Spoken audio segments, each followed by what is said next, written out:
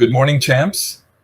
Today, we are diving into cylindrical coordinates. These coordinates are very useful for shapes with circular symmetry, like cylinders or tubes. Instead of using x, y, and z to locate points in space, cylindrical coordinates simplify things by introducing three key values: radial distance r, angle phi, and height z. Switching to cylindrical coordinates can make many calculations easier. Let us break it down step by step. Let us start with a general integral over a domain in Cartesian coordinates, where we have a function f of x, y, and z. In this usual method, we calculate the integral with respect to dx, di, and d's. To convert this into cylindrical coordinates, we introduce new variables and define cylindrical coordinates. The function f will change, and the new integral will include the determinant of the Jacobian matrix for the transformation. In cylindrical coordinates, we use the following definitions. R is the radial distance from the z-axis to the point, which is equivalent to the radius in the xy plane. Phi is the angle in the xy plane, measured counterclockwise from the positive x-axis. Z remains the same as in Cartesian coordinates. The x and y coordinates in terms of r and phi are x equals r times cosine phi and y equals r times sine phi. In cylindrical coordinates, the z coordinate remains unchanged, mapping each point to the transformed domain. Next, we calculate the partial derivatives of x, y, and z with respect to r, phi, and z, which are key for forming the Jacobian matrix.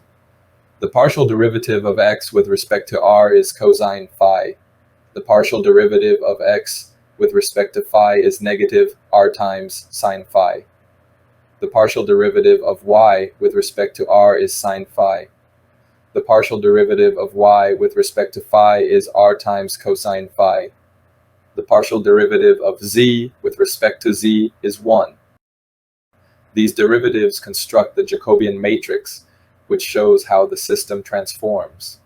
The determinant of the Jacobian matrix is r. This value accounts for scaling.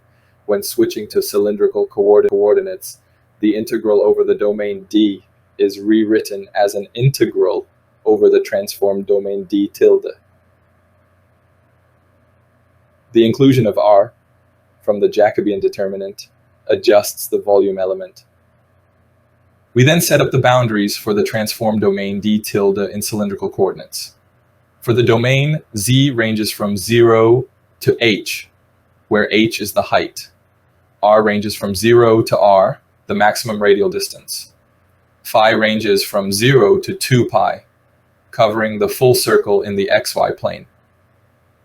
These boundaries define the region of the cylinder in cylindrical coordinates.